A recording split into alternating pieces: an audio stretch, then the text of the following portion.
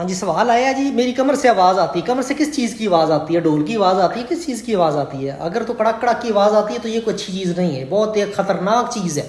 ठीक है, और उसकी वजूहात क्या हैं, क्या प्रॉब्लम है, आप मेरी यूट्यूब के ऊपर जाएं और वहाँ पे डिटेल देखें, या मेरा व्हाट्सअप नंबर है उसके ऊपर अपनी डिटेल बताएं, ताकि आपको मैं बता सकूं कि आवाज़ क्यों आती है, कड़कड़ की आवाज़ आती है, उठते हुए आती है, बैठते हुए आती है, लेटते हुए आती है, क्या वजह है कि आवाज़ आती है। तो ये जानना ज़रूरी है। फर्दर डिटेल के लिए मेरा यूट्यूब चैनल देखें।